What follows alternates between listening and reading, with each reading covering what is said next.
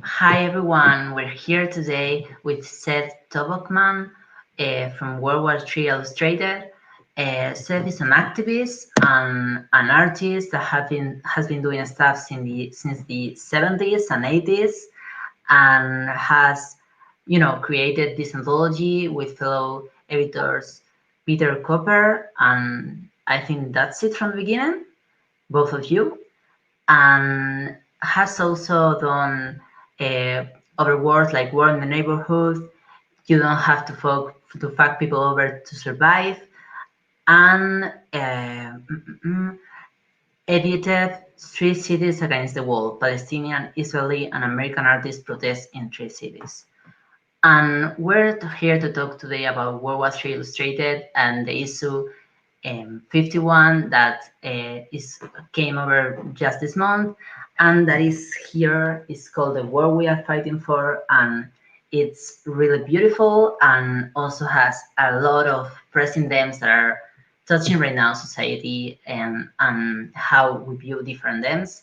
So before we begin, Seth wanted to share reading a series of some of his comics so we can introduction to his work, and then we can start with the interview. So you'll see. All right.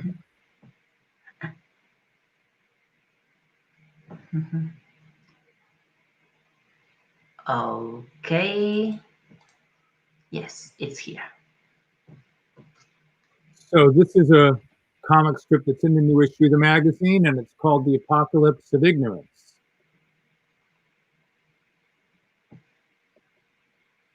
I don't know if I've got it. You don't know if you've got it. We don't know if it's safe to shake hands or to touch the screen of an ATM or to ride the subway or to shop. I don't know if a walk in the park will kill me.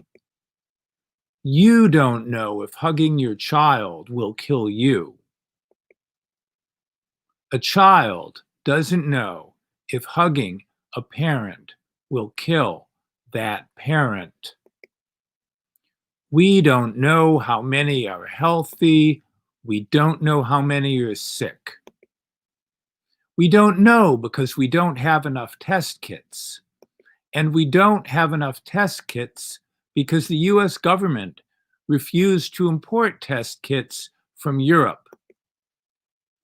They preferred to invent a test kit of their own, which didn't work. We don't know why they made this very bad decision. They say it's standard procedure. We do know that Donald Trump has blood on his hands. Because we know that refrigerated trailers are filling up with bodies, we know that we deserve better. This was written in March of 2020 when we didn't know. This is another piece called Back to Work. They want us back to work at jobs that aren't safe. This is not an exaggeration. They want to reopen restaurants where we can get sick. Are we really going to eat at these restaurants? They want to reopen schools where teachers can infect students and students can infect teachers. Will we all wear hazmat suits? That's not a joke. Are they going to give us hazmat suits? Trump has used the Defense Production Act to keep open meatpacking plants where workers have died of COVID-19. They want us back to work so they can stop paying unemployment benefits.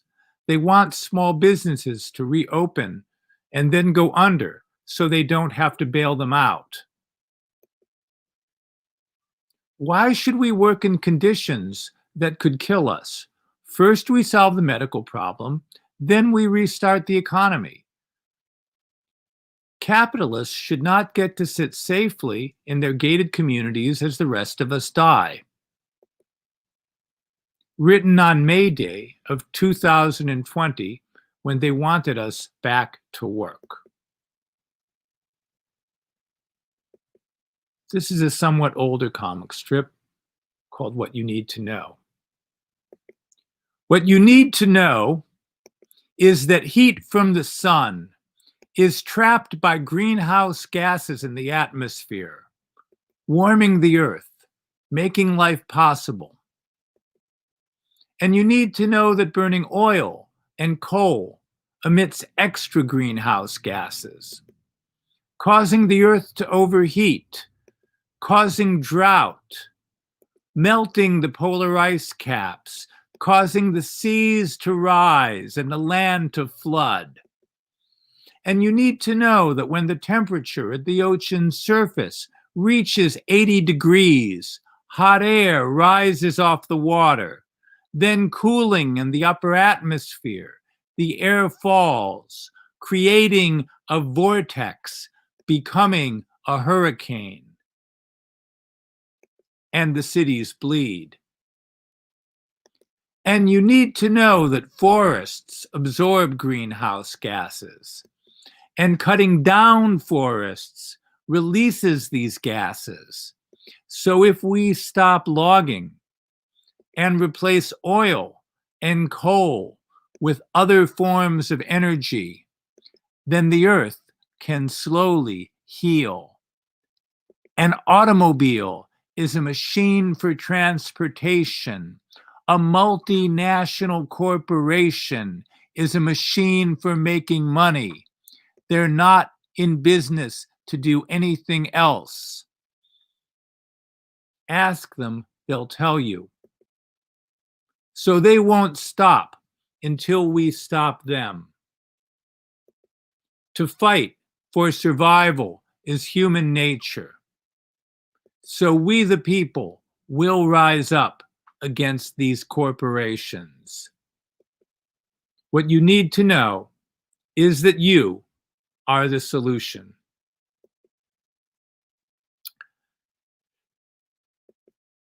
So, this is a brand new comic strip about things that happened back in the day.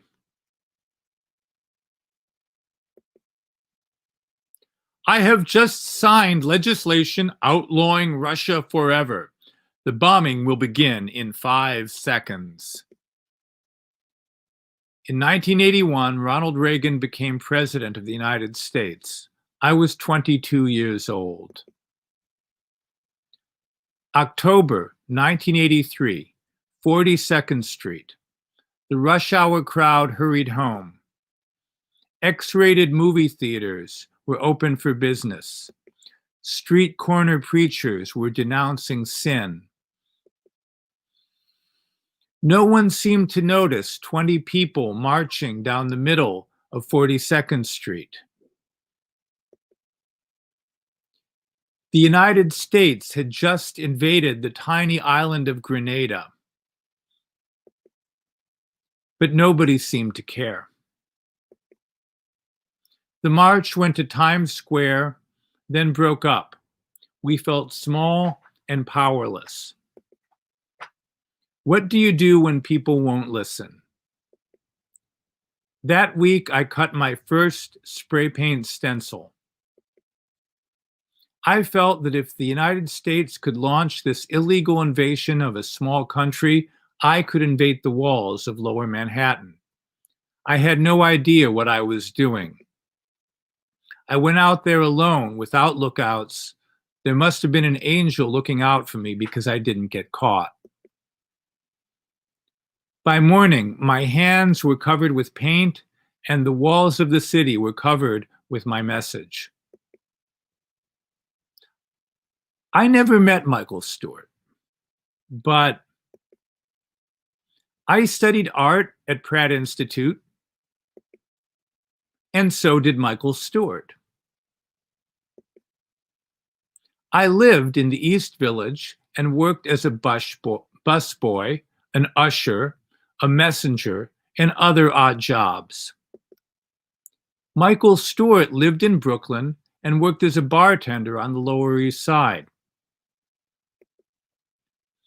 I was trying to make it as an artist in New York. But Michael Stewart never got the chance to develop his art because he was murdered by the police.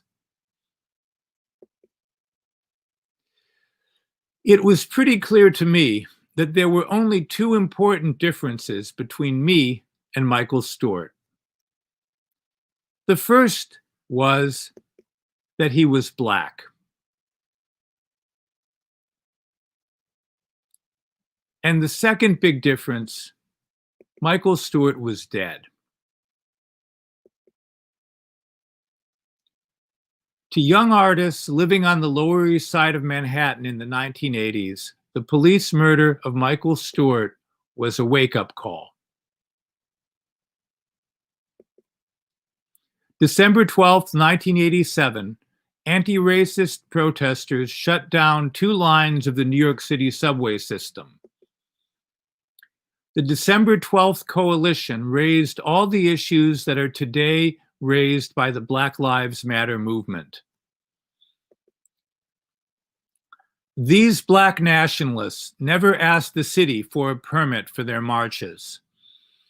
They took the street in tight formations to avoid arrest and block traffic, and these were called the Days of Outrage.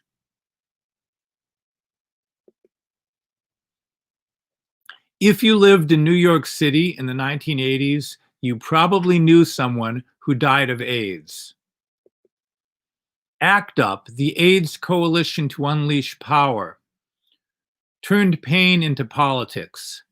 They held large open meetings in which democratic process led to direct action. In the 1980s, the word homeless became a noun. The homeless were a group of people defined entirely by what they did not have.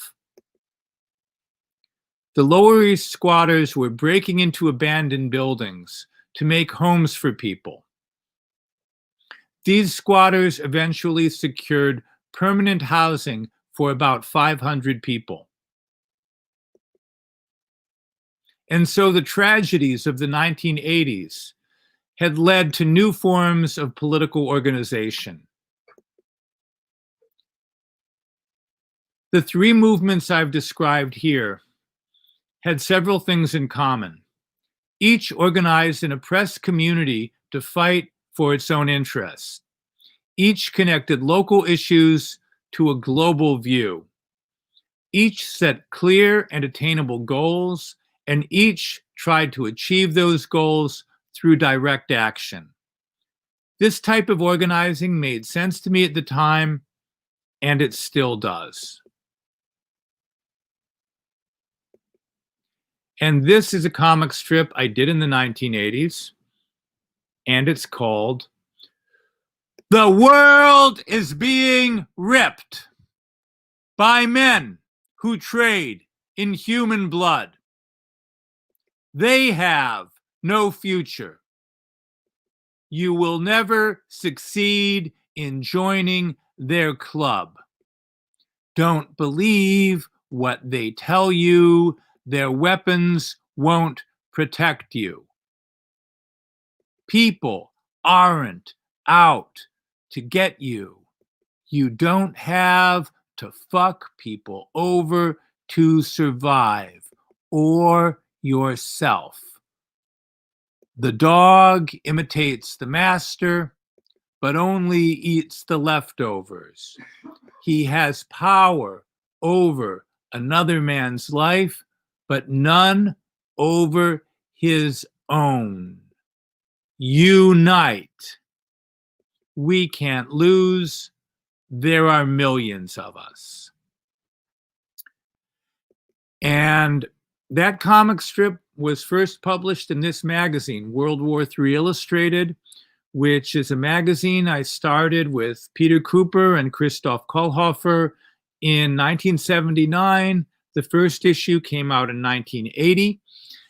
We started it because we needed a place to publish political comic strips, and we are still publishing it to this day. Here is the new issue with a beautiful cover by Jose Munoz. And this issue has work by a lot of artists I've known for many years, such as my best friend Peter Cooper and my good friend Sandy Jimenez, Eric Drucker, Mac McGill, Anton Van Dalen, Sue Coe, Sue Saminsky-Beatala,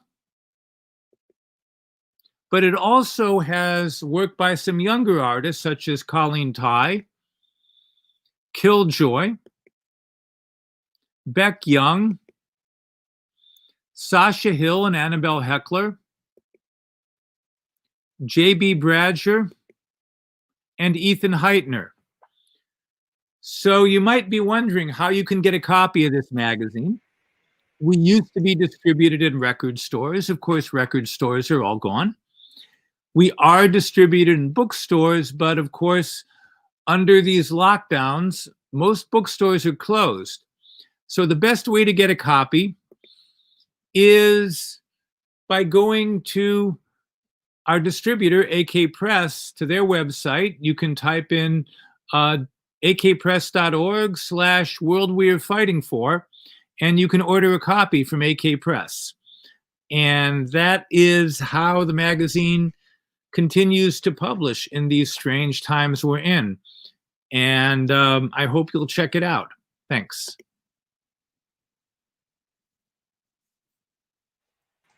That was great. First of all, before going into all these artists, I wanna ask you about what to do about it. The last comic you, not the last you read, but the last you have done in all the comics you read, because well, for people who have left impressed by the reading, who I'm sure there will be a few.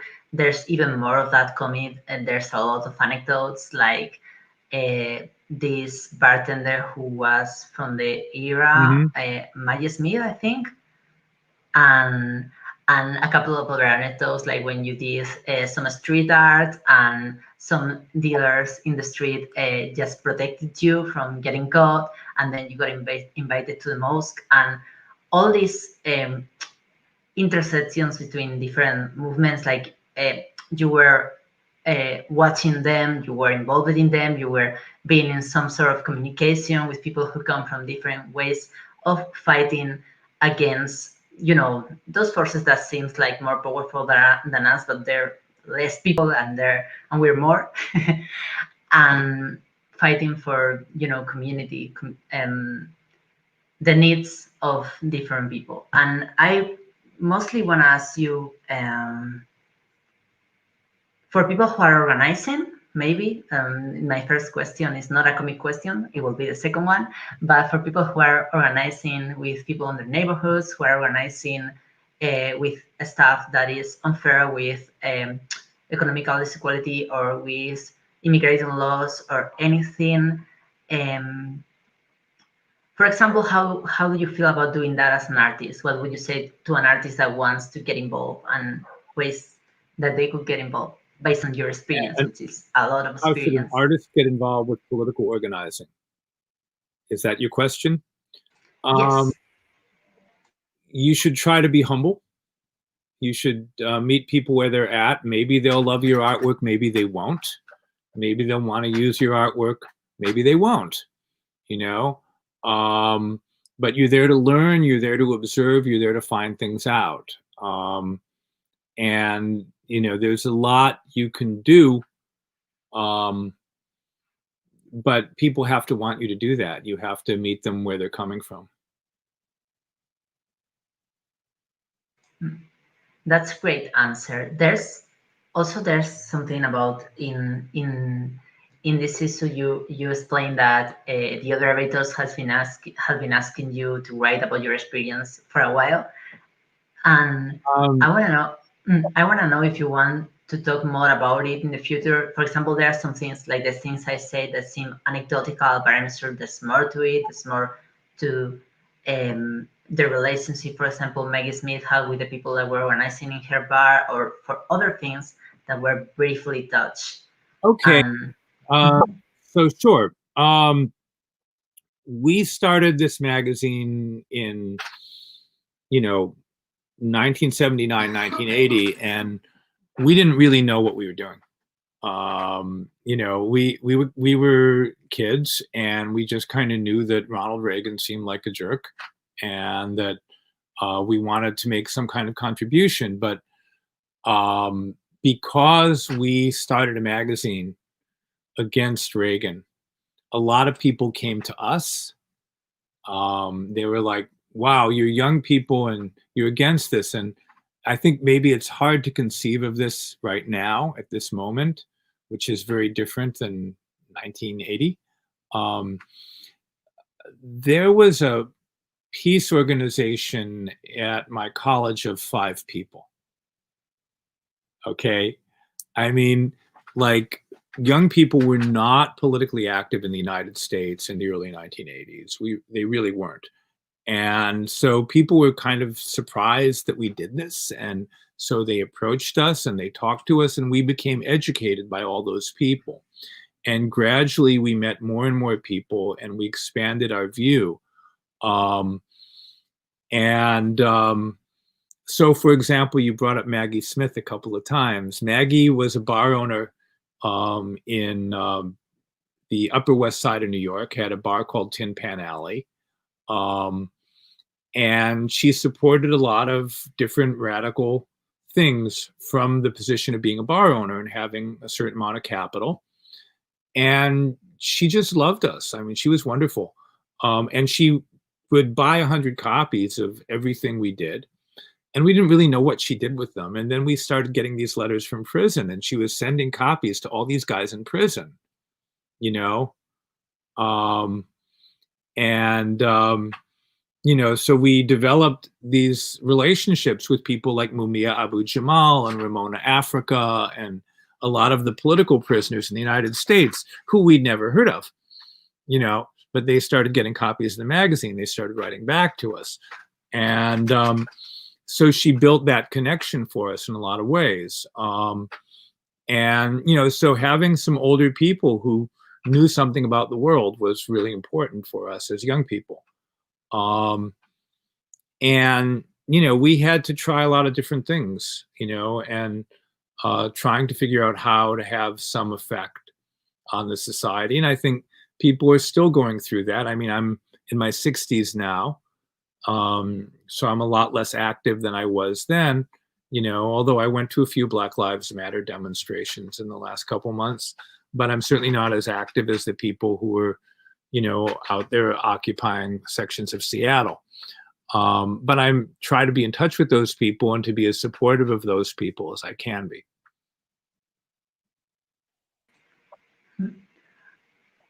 bringing on the them of uh, the support for these people, and also like I personally think the them of prisoners, not only political prisoners but prisoners in general, is a important them, like sending letters to people, making people feel less lonely, because that's an awful situation.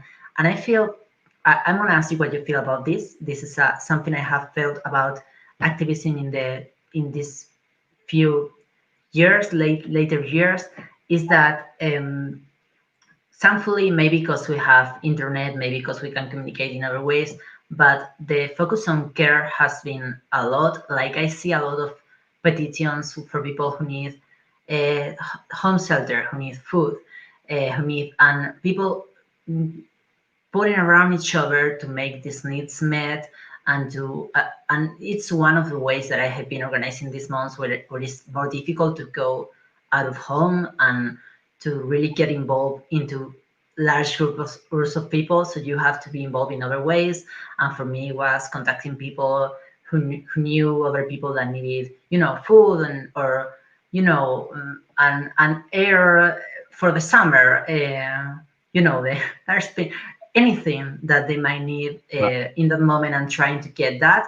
And I feel that a shift towards that in general and more community needs has been done. And I want to know how you feel about it, how you feel um, as opposed to how you felt about it in the 80s. And I don't know, I haven't been there. So I also want to know what we have learned and we have changed and everything. Well, I think right now there's an enormous amount of need, and there are always things you can help people with. Here in this building, my partner is the floor captain of one floor of this building, which means that there are people who don't have internet and who need to be given leaflets to know what's going on. There might be people who need food delivered or medication delivered who shouldn't go out of their apartments because they're older and they could get very sick. There's a lot of very elderly people in this building. So there's something to take care of everywhere, there are all sorts of different things people have done. There are people who are delivering food. There are people delivering medication. I think the biggest act of social solidarity I see is just that when I walk out on the street, people are masked and they're not going near each other. And that's actually a pretty serious thing that people are doing voluntarily. I don't know about where you are, but I don't think there's any place in the United States where people are being forced to wear masks or forced to stay 6 feet apart. This is pretty much a voluntary activity, yet at least here in New York City, I see everyone doing this. And when you consider how insane New York is on a regular day, how like people come walking straight into you and knock you over, that's actually a lot of effort on their part to do that. So I'm impressed by that. Yeah, here in Spain is also like that, at least in my area. I haven't gone really far these days. I stepped for a couple of times just because I'm high risk too. So you get the deal. Like I don't move a lot, but yeah, people wear masks. There's kind of an obligation here in Spain, and I was talking to you earlier before we start recording that there has been just today, starting tomorrow, lockdown for neighborhoods, and only poor neighborhoods have been locked down, which just for me called to a lot of the issues you talk in the magazine about. When like here we have a local conservative government, so when you have people who really don't care about the needs of other people, um, you have these things like, oh, poor people infest each other or something like that, when really when we go out in the streets we are wearing masks and far away. And we did a protest this morning and everyone was far away and wearing masks.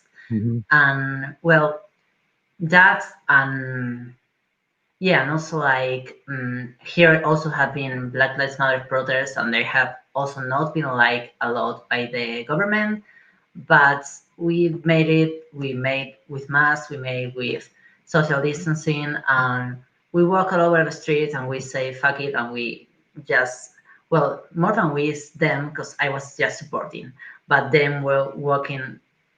We were working all over the streets and say yes, we're gonna go to the center of town, but all wearing masks. Everybody was wearing masks and everybody was social distancing. So yeah, that's I don't know. For the next one, I'm trying to say what to ask you before getting into comics, but mostly maybe what was your experience with recent protests and all that stuff, and what have you been doing artistically just right now, just these days? Okay. I just did a comic strip about the movement to tear down Confederate monuments. I've been talking to some kids in other cities, particularly in the South, college students in the South who've been involved in pulling down monuments to the Confederacy. I don't know if you know about this, that, we have monuments to the guys who lost the Civil War all over the United States. about what great heroes they are, which most of which were put up in the beginning of the 20th century, strangely enough. You know, because in the beginning of the 20th century, there was an attempt by people to rewrite the history of the Civil War to make the South look better. And so now people have been pulling those down. And so I just finished a comic strip working with, it was funny.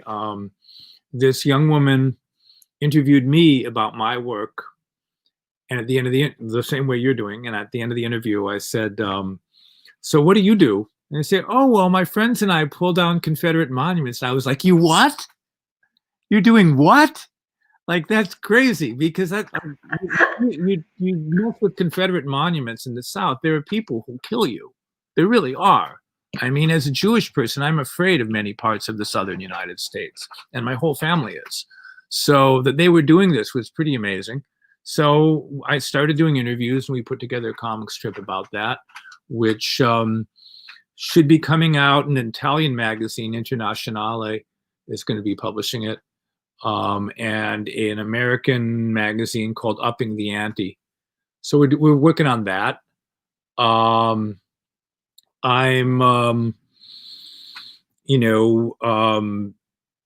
dealing with starting school, which is where I work, and so I'm dealing with all of the protocols on starting school without infecting anyone. So that's something I have to deal with. And I just did some banners for a group called Sane Energy, which are trying to stop use of fossil fuels in the northeastern United States. New York, Pennsylvania, this area. And I work with them a lot, actually. I started out, I did a couple of civil disobedience actions with them. And then they're like, oh, yeah, we know you. We know your artwork. Why don't you do banners for us? So I've been having a lot of fun doing banners for them. They're great people to work with. They're wonderful people. They're very practical and very, very, how do we get this done? And they've, in Long Island, they prevented the building of a liquefied natural gas port, and instead there's a wind farm being built on Long Island. So that's great. So I'm really glad to be working with them. And other than that, I'm just continuing to do my artwork. Well, those are really great projects. I want to ask you about how did you get into comics? Because you got into comics in the 70s, so yeah. That's a big moment for the comics industry. I think, like lots of other people, I started out reading Marvel comics. Right, I started out reading The Incredible Hulk, and the first woman artist I ever heard of was Marie Severin, who drew the Hulk. Yeah, Marie Severin. I'm not sure what this means, but oh, it's like a heart, because I'm trying to. Oh, it's just that I think when my mic is on, your mic is a little lower, so I'm trying to. Okay, Marie Severin used to draw the Hulk. I love her. That was the first woman I ever heard of who did artwork when I was a kid. I was a comic book fan. I read Marvel comics. If I got beat up in school, I came home, pretended I was the Incredible Hulk, turned over the furniture, and set it back up before my mother got home. So I was into that. And then my friend Peter also got into comics, and we started collecting comics together, and we published a little comic book fanzine. And then I kind of grew out of it. I started to notice that the comics ran the same plot line over and over again.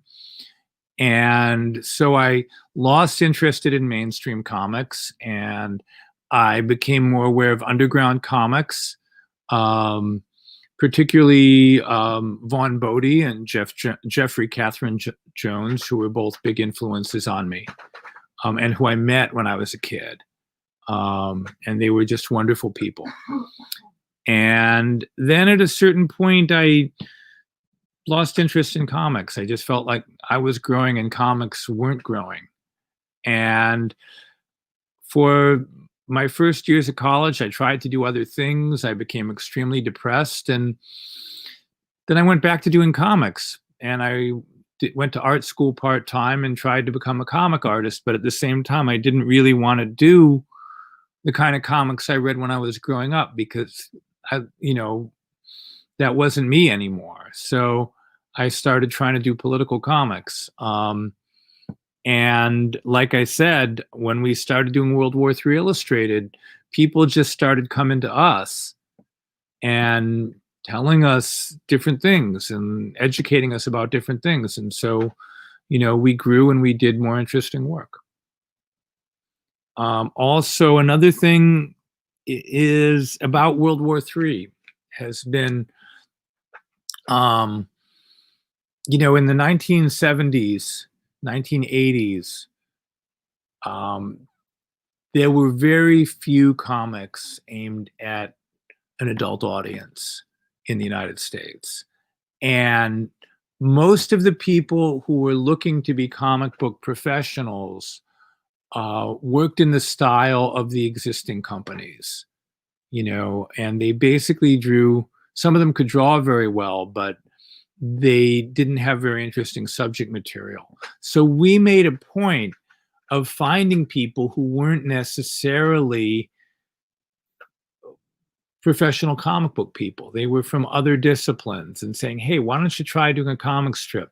And why don't you check out this art form? And so we brought a lot of people along and into comics who might not have been in comics, and they developed very interesting work. And we've developed a lot of really interesting cartoonists at World War III. And I think that World War III was kind of it was a school for us because the people who came and educated us, but it was also a school for other people because we helped people get better at their comics.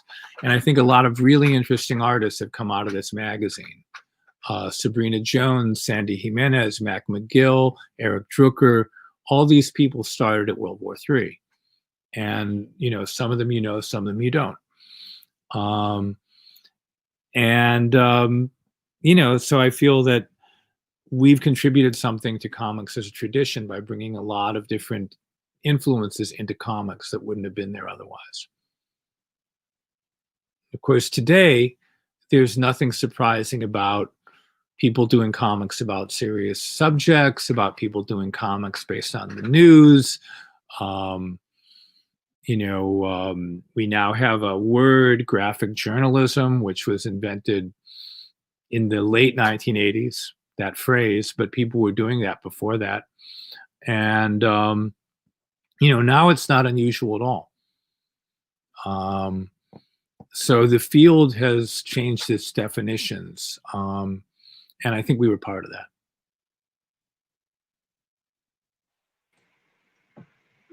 I feel the same way. I don't know. I love what I read here. I knew some of the other old ones, and I knew a lot of the artists. I'm also very inspired by the ones you said, Mary Severin and Catherine Jones, which was really important for me as a trans woman, because it was one of the first reference that I got into comics, reading comics. Mostly because when I got into comics, I was, I don't know, a teenager. I was like 10 or something like that. So I didn't know a lot about where to find comics, and I just suddenly found something here and there, and that's how I got the reference. And I'm glad I followed Catherine Jones from the Marvel times through into her other work. Mm-hmm. And okay, so tell me. Have you seen the book Spasm by Jeffrey Catherine Jones? I think that's probably the best comic book I've ever read. I mean, I still have my copy that I bought from Jones when it came out, and I still read it, and it is one of the only things I bought when I was a kid that's still good. That it hasn't gotten old on me at all, that book. And I wish that I love Jeffrey Catherine Jones, but I wish she had done more actual comic books. And I think people wanted her paintings because that was really marketable, but I thought her comic book work was really excellent. Same. I mostly know her because of her comic work, and Spasm is beautiful. It's Mhm. just a beautiful, soaking in a wood way work of art. Yeah. And also, I want to know why you do comics. This is a very open question, but I think it falls right into place with the whole with Catherine Jones and people wanting more her paintings, but the comic world is more accessible. So I want to know if that's part of the reason why you're doing a lot of, What, you know, why, artwork why I focus on comics a lot. why I draw comics? Because it's a language with which I can express myself. Um, because I learned to draw when I was very young, and it was always something that worked for me. Um, and because I just love comics, I just love the form. I love, arranging images on a page and figuring how to make them readable. Um, and I could just spend all day doing it. And on a good day, I do spend all day doing it. You know, it's really very simple. It's not because it's a great way to put out political information. It happens to be a great way to put out political information, but that's not why I do it. I do it because I love comics. That's a great reason. So I love comics too, and I love reading this one, both for the content and the impact of the stories, and also because some of the artwork is really beautiful. And I think about Courtney Menard, her work here was amazing, and also like John Vasquez Mejia's work was incredible. Was really something I didn't have seen a lot on comics, and that was really draw me into.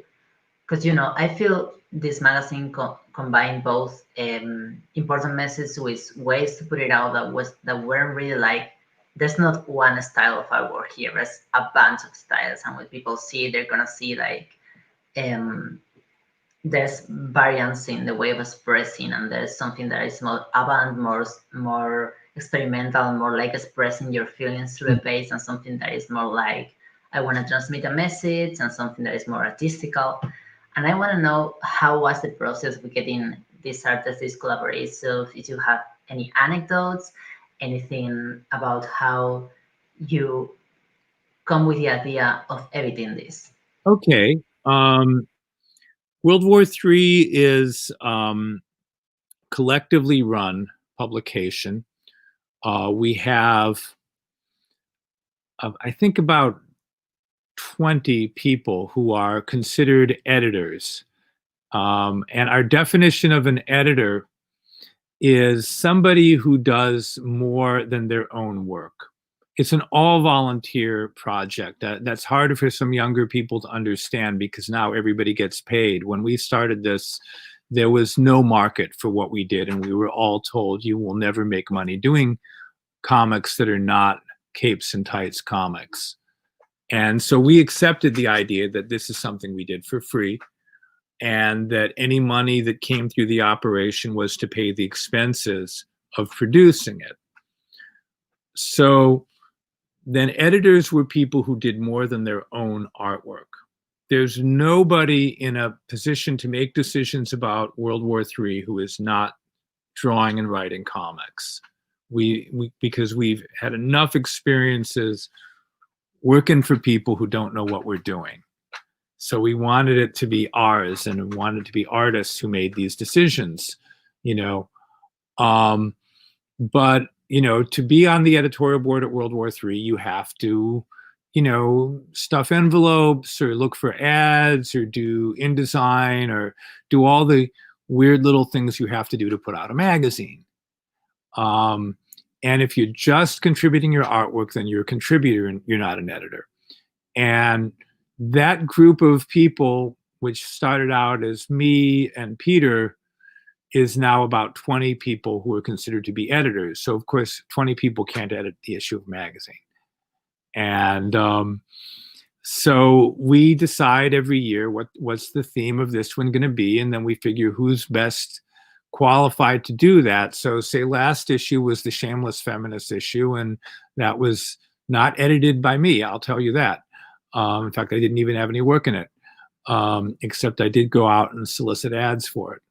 But I illustrated some of the ads, but that's everything I had in there.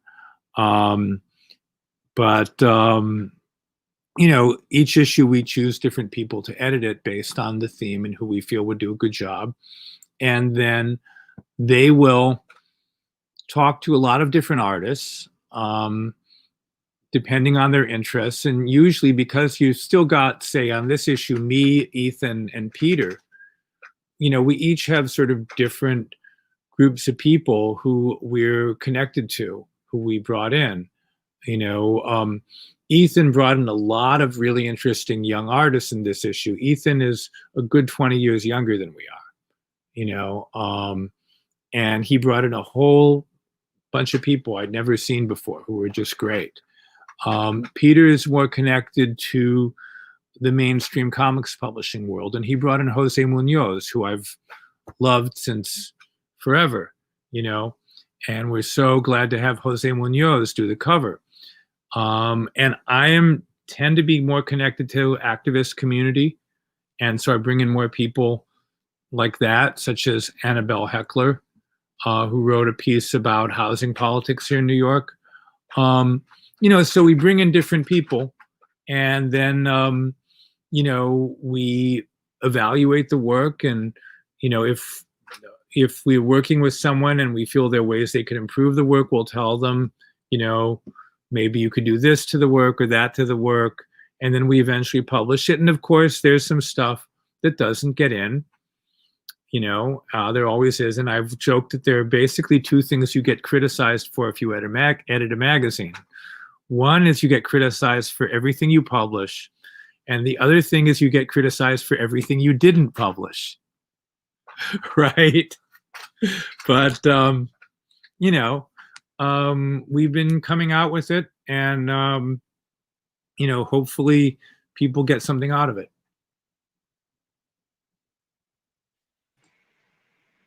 I totally get why this is you know, a voluntary project, because I feel like there's an urge on it to focus the ideas or the ideas of the artist. Like, I really feel the people, you know, the people who edited this, you know, believe what they're doing here. That's what mostly makes my experience reading it, makes me question things and makes me enjoy it, is that I know the people who edited believe in what they're doing.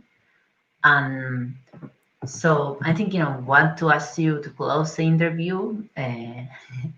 Maybe what World War III has coming for the future, and what also, maybe if you want to tell me other highlights of these, other things you want to talk about, other parts of the artist. Or I'm really happy that we published work by Mohammed Sabana in this issue.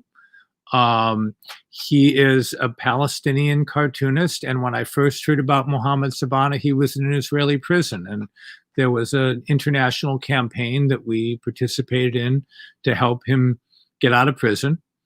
And then I've continued to be in communication with him since then. He's just a really wonderful guy, and he did really beautiful work on this issue. He very often does these very long scrolls, you know, and so we had a single image that went over like 8 pages of the magazine. And, you know, that's one of his short ones, you know, like he could fill a whole room with these. And he's starting to do comics that are really interesting, and hopefully we'll get more work from Sabana. I was really happy to publish the cover by Jose Munoz. I have to say, you know, Munoz is not that well known in the United States, unfortunately.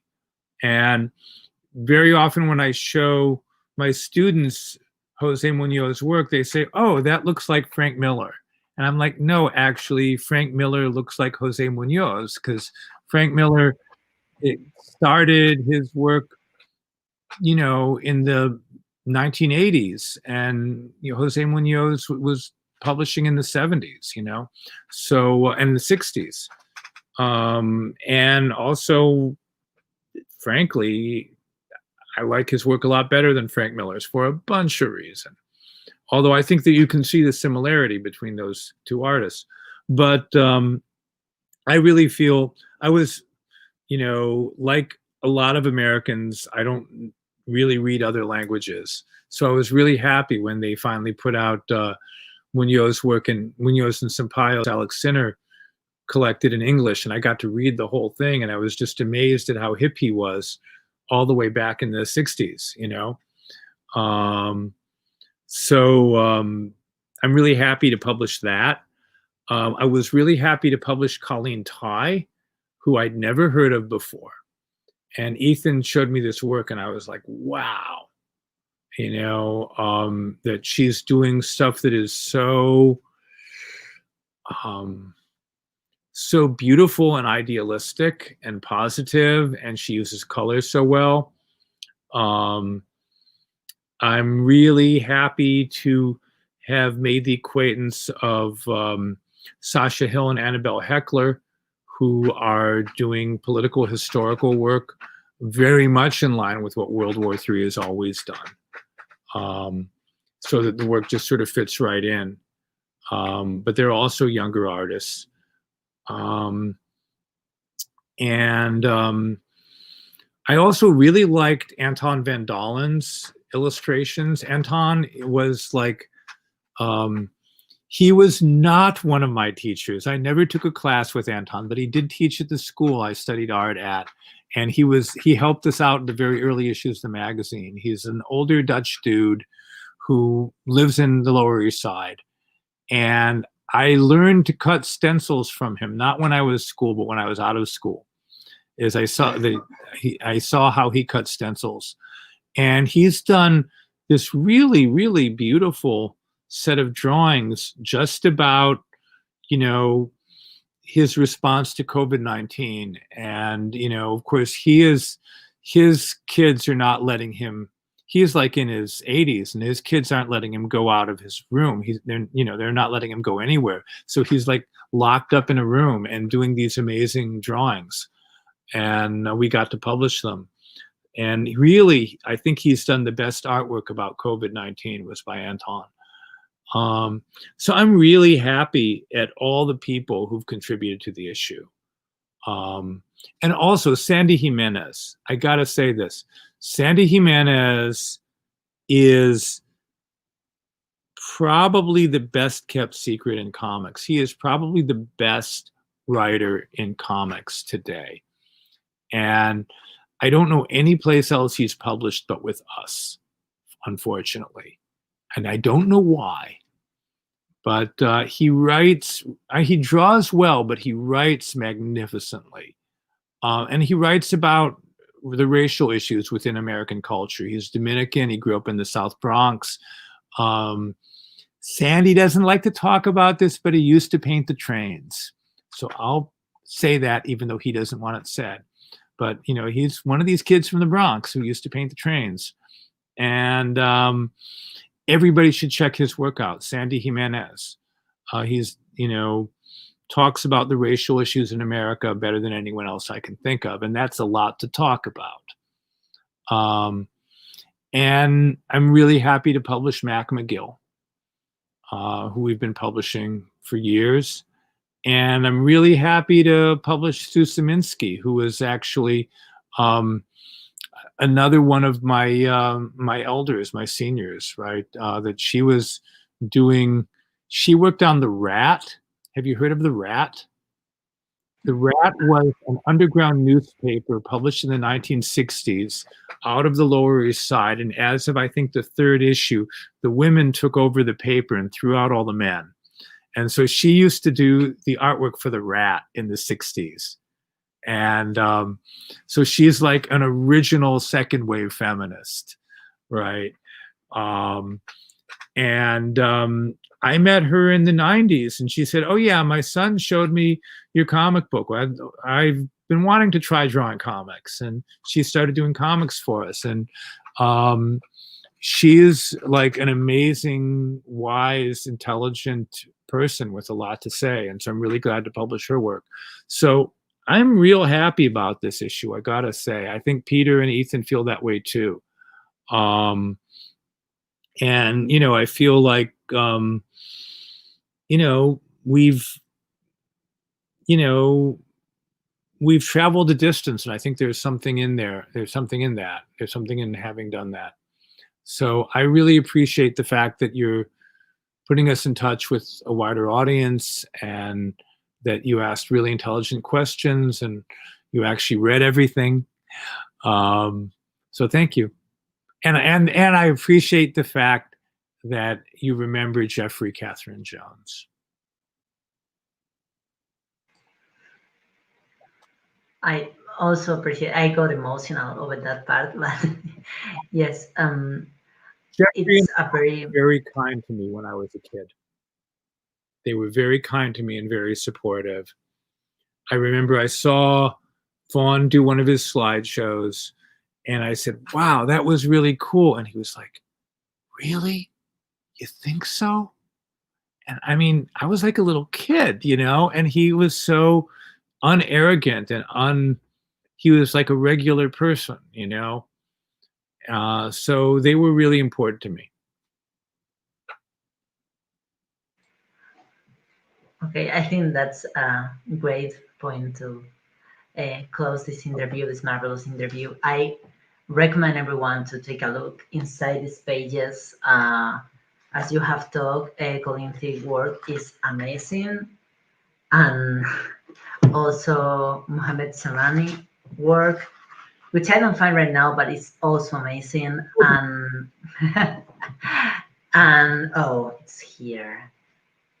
And for people who are just what's come over to here to the end of the interview, you're gonna find as much variance in the work, as much wide influence, as much um, passion in this. So I hope everyone at least checks this out and clicks the links. And thank you so much for coming in and for telling me all these stories and all these jewels of conversation that I'm really glad we had.